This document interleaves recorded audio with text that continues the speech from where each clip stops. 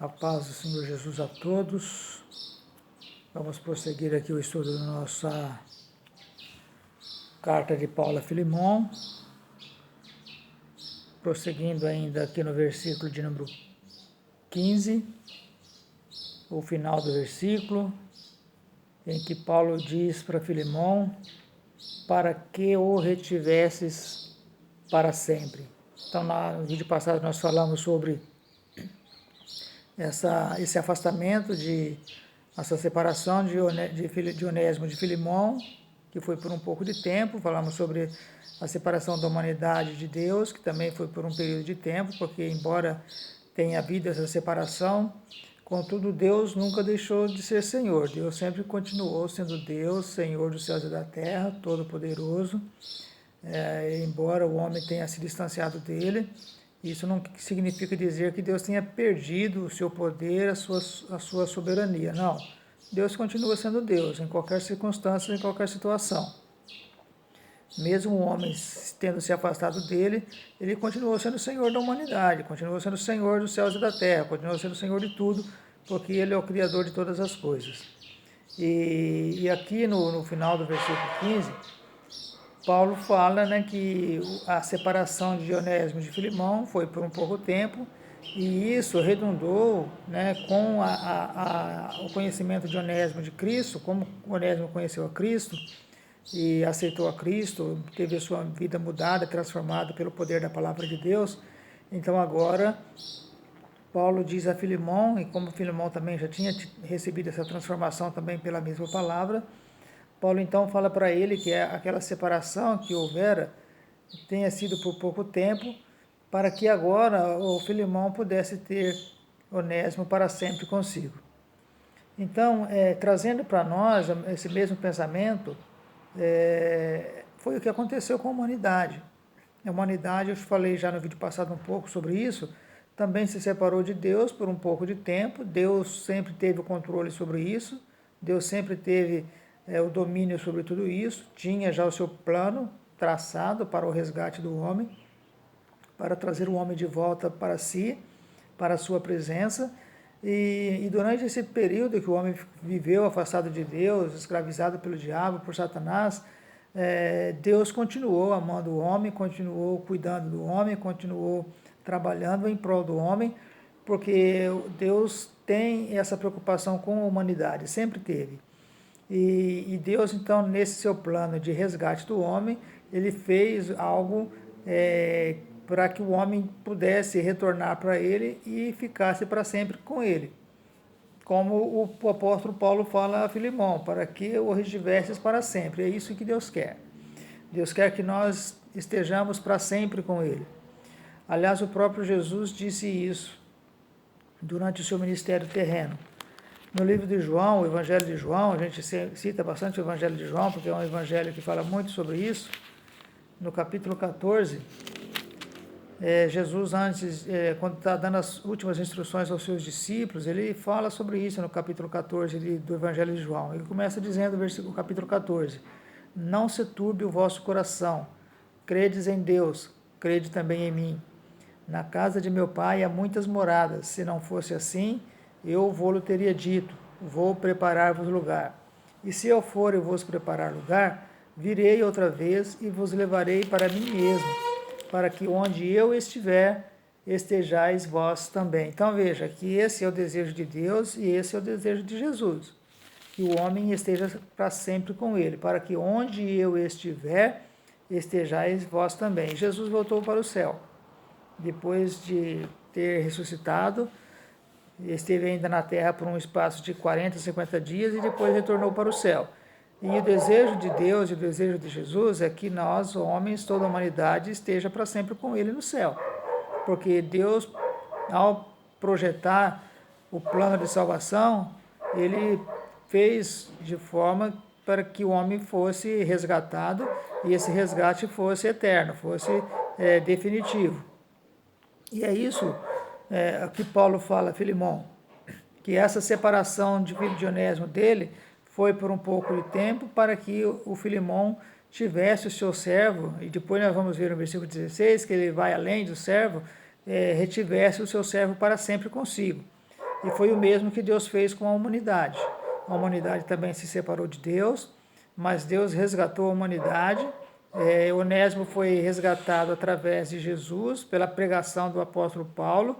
Paulo foi ali aquela pessoa que levou Onésimo ao conhecimento de Cristo, foi quem evangelizou Onésimo. Paulo foi quem orientou Onésimo, instruiu Onésimo na palavra, e Onésimo aceitou a palavra, reteve consigo a palavra, aceitou a Cristo, e agora com a sua vida transformada, Paulo devolve ele ao seu Senhor. E é o que vai acontecer com a humanidade. Jesus veio, resgatou a humanidade, salvou a humanidade, morreu pela humanidade. É claro que para essa humanidade alcançar essa salvação, esta humanidade precisa crer em Jesus. Mais do que isso, precisa aceitar a Jesus como Senhor e Salvador. E mais do que isso, precisa guardar a sua palavra, precisa guardar os seus mandamentos. Então, existe aí na salvação da humanidade, o plano já foi cumprido, né? O projeto já foi cumprido, a obra expiatória já fora feita, Jesus já fez, ninguém mais precisa morrer para ser salvo, porque Jesus já morreu por toda a humanidade. Mas para que esse plano se complete, é preciso que o homem aceite esse plano, é preciso que o homem aceite esse sacrifício. É preciso que o homem reconheça que Jesus é o seu Senhor e seu Salvador, que aceite Ele em sua vida e que siga suas pisadas, guarde seus mandamentos, viva a sua palavra, para que possa então voltar para Deus, porque é isso que Jesus vai fazer com aqueles que aceitam Ele como Senhor e Salvador e guardam a sua palavra. Jesus vai levá-lo de volta para o Pai, para o seu Senhor. E aí, o que vai acontecer com essa humanidade que aceitou a Jesus, creu nele, aceitou e obedeceu a sua palavra? Vai estar para sempre com Deus e com Jesus no céu. A palavra de Deus nos diz sobre isso, né? Nós vimos aqui já em João falando sobre isso, e o texto que João nos traz a respeito desse retorno, desse desejo de Deus e esse desejo de Jesus de ter o homem para sempre consigo, né, para que onde eu estiver, vós estejais também. E o apóstolo Paulo também lhe fala lá em 1 Tessalonicenses, uma de suas cartas, escrita à igreja de Tessalônica, no capítulo 4, do versículo 13 até o versículo 18, ele traz algumas recomendações e um ensino a respeito da ressurreição dos mortos e acerca da volta de Jesus. E os crentes de Tessalônica, eles estavam preocupados com os irmãos que morriam, os parentes que morriam, que eles não iam mais reencontrar, que não iam mais ver. Então Paulo vem e traz um ensinamento a respeito disso, no capítulo 4 da primeira carta aos Tessalonicenses, e ele começa dizendo no versículo 13 as seguintes palavras: não quero, porém, irmãos, que sejais ignorantes acerca dos que dormem aqui aos que morreram, para que não vos entristeçais como os demais que não têm esperança. Quem não tem esperança? Quem não crê em Jesus. Quem não aceita Jesus não tem esperança. Para eles, morreu, acabou. E não é assim. Para quem crê em Jesus, aceita Jesus como Senhor e Salvador, a esperança permanece. A esperança não morre. Há um ditado popular que diz que a esperança é a última que morre. Mas para o crente a esperança não morre, porque a esperança é Jesus. Então a esperança do crente nunca acaba. Ela sempre está viva. Mesmo ele morrendo fisicamente, mas a sua esperança é mantida. Por quê? Porque ele espera a ressurreição dos mortos e o retorno dele para a glória do Pai. E aí ele continua dizendo: porque se cremos que Jesus morreu e ressuscitou, assim também aos que em Jesus dormem, Deus o tornará a trazer com ele. Dizemos-vos, pois, olha, Deus os tornará a trazer com ele. Com quem? Com Jesus. Deus vai ressuscitar aqueles que creram em Jesus, para que esses que creram em Jesus, que aceitaram a Jesus, retornem para Jesus, para o céu onde Jesus está. Dizemos-vos, pois, isto pela palavra do Senhor, que nós, os que ficarmos vivos para a vinda do Senhor, não precederemos os que dormem. Ou seja, quando Jesus voltar, as pessoas que estiverem vivas, elas não vão subir antes dos que estiverem mortos, né, que já tiverem morrido, que estiverem mortos. Por quê? Aí ele explica: porque o mesmo Senhor descerá do céu com um alarido e com voz de arcanjo e com a trombeta de Deus, e os que morreram em Cristo ressuscitarão primeiro. Então veja, os crentes, as pessoas que aceitaram a Jesus, que creram e aceitaram a Jesus como Senhor e Salvador e viveram a vida de obediência à sua palavra, que estiverem mortos, quando a trombeta soar na volta de Jesus, essas pessoas vão ressuscitar primeiro. Os vivos permanecerão como estão, os mortos ressuscitarão primeiro, e depois que eles ressuscitarem, né, os que ficarem vivos, os que ficarmos vivos, eu continuo dizendo no versículo 17, seremos arrebatados juntamente com eles nas nuvens a encontrar o Senhor nos ares, e assim estaremos sempre com o Senhor. Isso aqui que é o importante, estaremos sempre com o Senhor. Aí eu volto lá para Filemão, onde Paulo diz, para que o retivesses para sempre. E é o que vai acontecer com a igreja. A igreja que for arrebatada, ela vai permanecer para sempre com Deus. Aquelas pessoas que, por causa do pecado de Adão, se separaram de Deus, e mesmo aquelas que hoje estão separadas de Deus, se antes de morrerem, aceitarem a Jesus, crerem em Jesus, aceitarem a Jesus como Senhor e Salvador, e viverem a sua vida de retidão na palavra de Deus, quando morrerem ou quando Jesus voltar, esse tempo que ela passou afastada de Deus foi um pouco de tempo. Mas por terem crido e aceitado a Jesus como Senhor e Salvador, então agora elas permanecerão para sempre com o Senhor, como diz o apóstolo Paulo lá no capítulo 4 de 1 Tessalonicenses. Então veja que há aqui uma comparação muito propícia e significativa nesse versículo do Filemão reter para sempre o seu servo, que depois passou a ser mais do que servo, e assim também a igreja, que ficou por um pouco de tempo separada de Deus, até que Cristo veio. Enquanto Cristo não veio, o mundo esteve separado de Deus, a humanidade esteve separada de Deus. Essa união de Deus com os homens se deu através da morte de Jesus, e com a morte de Jesus, com a nossa fé nele, a nossa crença nele, a nossa declaração de fé nele, confissão nele, de que ele é o nosso Senhor e Salvador, e termos guardado a sua palavra, fará com que nós também estejamos para sempre com o Senhor, ou seja, Deus reterá a igreja para sempre com ele, assim como Filemão reteria o seu servo, o seu escravo para sempre com ele, depois de ter a sua vida transformada pelo poder da palavra de Deus. Esta palavra é poderosa, ela transforma de forma tremenda a vida das pessoas. A transformação não é apenas superficial, não. Essa transformação ela é total, completa. Deus não transforma só uma parte da pessoa, Deus transforma tudo. O tudo é de dentro para fora. Não é uma transformação apenas aparente, mas é uma transformação real. O poder do Evangelho, esse é o poder do Evangelho, transformação completa e total na vida das pessoas que creem em Jesus e aceitam Jesus como Senhor e Salvador.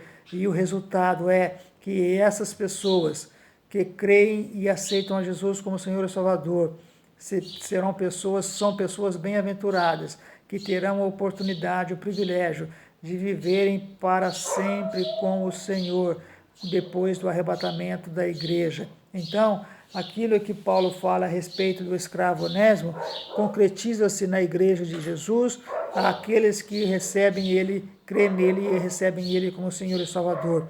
Assim como Onésimo, ao voltar para o seu Senhor que era o proprietário dele financeiramente, era um capital seu, agora terá para sempre esse seu servo consigo. E assim será a igreja, Deus terá a igreja para sempre consigo depois do arrebatamento, porque esse trabalho foi feito por Jesus, essa reconciliação, esse reencontro, essa mudança de vida efetuada na humanidade, foi operada através de Jesus, com a sua morte, com a sua ressurreição e com a sua promessa de enviar o Consolador à terra para que estivesse com a igreja. E isso tudo ele cumpriu, e a promessa que ele fez que um dia vai voltar para levar a igreja, essa promessa também se cumprirá um dia e não vai demorar. Então, é muito profundo o estudo dessa carta de Paulo a Filemão, quando nós nos detemos em palavras, em textos tão profundos, tão lindos como o são, e começamos a colocar ou fazer uma analogia daquilo que Paulo fala a Filemão e aquilo que aconteceu com a igreja. Quem era Onésimo? Quem éramos nós? Onésimo era um escravo que era uma propriedade de um senhor. Nós éramos escravos do pecado, embora fôssemos servos de Deus no início, mas nos tornamos escravos do pecado. Mas Jesus veio nos libertar, veio nos resgatar, para que nós nos tornássemos, e aí nós vamos ver no versículo seguinte, não só servos, mas muito mais do que isso. Olha o que ele diz no versículo 16, não já como servo, mas antes mais do que servo, como irmão amado, particularmente de mim e quanto mais de ti, assim na carne como no Senhor. Ou seja, agora Paulo devolve Onésimo para Filemão, não apenas como seu servo que fugiu, como seu escravo fugitivo, mas ele devolve Onésimo a Filemão como irmão amado. Por quê? Porque os dois agora eram servos de Jesus. Os dois agora professavam a mesma fé. Os dois agora comungavam a mesma fé, a mesma esperança em Cristo. Então agora, embora existisse ainda a relação econômica entre eles, a relação de propriedade e de objeto, né? Porque o Filemão era o proprietário e o escravo era o objeto, que era assim que infelizmente eram tidos os escravos como objeto. Embora existisse essa relação, mas o que Paulo pede para Filemão? Que ele voltasse, que quando Onésimo voltasse, Filemão o recebesse, não apenas como servo que fugiu, mas como um irmão amado em Cristo, um irmão que agora professa a mesma fé, um irmão que agora tem a mesma esperança que ele.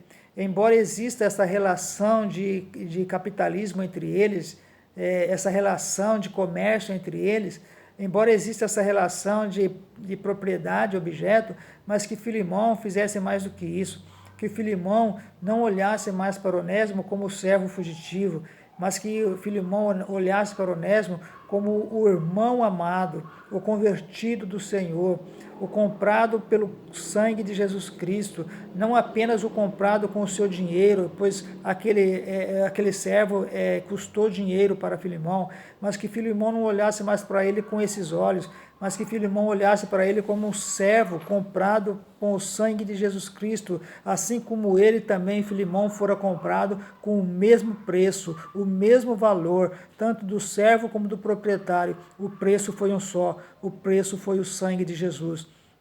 E Paulo mostra isso para Filemão, pede isso para Filemão, que ele receba o seu servo de volta, não apenas como servo, mas como irmão amado no Senhor. E nós, a igreja, quem éramos nós? Escravos do pecado, sem Deus, nós lemos no vídeo passado, sem Deus no mundo, sem esperança, separados da comunidade de Israel, sem ter nada, nenhuma esperança. Mas o que fez Jesus? Jesus veio buscar essa humanidade, reconciliar essa humanidade com Deus, e nós também lemos já no vídeo passado, mas eu vou ler de novo, que, o que João fala a respeito disso, a respeito do verbo que habitou entre nós, a respeito do verbo que é Jesus, a palavra que é Jesus, o Cordeiro de Deus que tira o pecado do mundo, o que ele faz com as pessoas que crê nele, que o aceita como Senhor e Salvador. E João fala no capítulo 1, no versículo 12, eu vou ler o versículo 11 também, para ficar melhor inteligível, veio para o que era seu, e os seus não o receberam, mas a todos quantos o receberam, deu-lhes o poder de serem feitos filhos. de Deus, a saber, aos que creem no seu nome. Então veja, o que Jesus fez? Pegou o escravo do pecado, aquilo que ninguém dava nada, que era, estava condenado à morte eterna. Mas a essas pessoas que creram nele, que creem nele, que aceitam ele, ele torna essas pessoas filhos de Deus, mais do que servo. Eu li também no vídeo passado o próprio livro de João, o Evangelho de João, no capítulo 15, né, que o evangelista fala, Jesus dizendo, né, não o evangelista, mas Jesus dizendo, já não vos chamarei servos. Capítulo 15, versículo 15 de João. Porque o servo não sabe o que faz o seu senhor. Olha a que condição Deus e Jesus levam o homem. Mas tenho-vos chamado amigos, porque tudo quanto ouvi de meu Pai vos tenho feito conhecer. Veja, Jesus pega a pessoa numa condição miserável, numa condição de condenado, numa condição de servo do pecado, de servo de Satanás, e transforma essa pessoa em seu amigo, transforma essa pessoa em filho de Deus. Então, essa comparação da carta de Filemão com a humanidade é muito propícia, porque assim como Paulo pede a Filemão que aceite o seu servo de volta, não apenas como servo, mas como irmão em Cristo amado, assim foi o que Jesus fez com a humanidade. Jesus pega o homem que era servo do pecado, servo de Satanás, servo de tanta miséria, e transforma essa pessoa em servo de Cristo, em amigo dele e filho de Deus. Ou seja, muda completamente a condição dessa humanidade. Esta é a obra do Evangelho. Esta foi a obra que Jesus veio fazer. Esta foi a obra que Jesus realizou na vida da igreja. E quando eu falo igreja, eu falo da igreja invisível, da igreja constituída por todas as pessoas que creem e aceitam a Jesus como Senhor e Salvador, independentemente de placa, né, de denominação. Então, todas essas pessoas que aceitam a Jesus, elas são tidas aqui, ou são comparadas aqui ao Onésimo, que teve a sua vida mudada e agora, de servo, ele passa a ser irmão amado no Senhor de Filemão. E a igreja, que era escrava de Satanás, escrava do pecado, ela passa de escrava, dessa condição de escrava do diabo, para serva de Cristo, para filho de Deus, mais do que isso, para filhos de Deus, porque foi isso que Jesus fez, deu-lhes o poder de serem feitos filhos de Deus, aos que creem no seu nome. Então, todos os que creem no nome do Senhor Jesus, que aceitam o Senhor Jesus como seu Senhor e Salvador, todos esses são transformados da condição de escravo do pecado, de escravo de Satanás, para servos de Deus, para filhos de Deus. Muito mais do que servo, como filhos de Deus. E esses filhos de Deus, que ele resgatou através de Jesus, são os mesmos que estarão para sempre com ele na sua glória, quando Jesus voltar para levar para si a sua igreja. Nós fomos recebidos por Deus não apenas como servos, tenha isso em mente, mas como amigos e como filhos. Então tenha isso em mente. E faça dessa sua condição atual, se você já teve a sua vida transformada por Jesus, faça dessa sua condição atual exemplo para outras pessoas também terem as suas vidas transformadas pelo poder deste mesmo Evangelho que um dia te resgatou, que um dia te buscou, que um dia te alcançou, que um dia pregaram para você e você reconheceu e aceitou a Cristo como Senhor e Salvador e deixou aquela condição de miséria, de pecado, de servo do pecado e passou a condição de filho de Deus. Leve avante esta mensagem para outras pessoas. Propague isso. Leve aos seus amigos, aos seus parentes, à sua família, aos seus vizinhos, essa mensagem transformadora que é o Evangelho de Jesus, porque o Evangelho de Jesus tem esse poder de transformar para que todas aquelas pessoas que você conhece, se não todas, mas pelo menos algumas das que você conhece, elas também sejam alcançadas por esse Evangelho e tenham a sua condição de servo, escravo do diabo, escravo do pecado, mudada para a condição de filho de Deus. Que Deus abençoe a todos vocês nesse final de semana, que Ele seja abençoado para todos vocês. E eu vou prosseguir na próxima semana com outros vídeos para nós terminarmos essa epístola de Paulo a Filemão. E tem muita coisa ainda para se falar sobre essa epístola, embora seja tão pequena, mas de uma profundidade espiritual muito grande. Que Deus abençoe a todos, em nome do Senhor Jesus.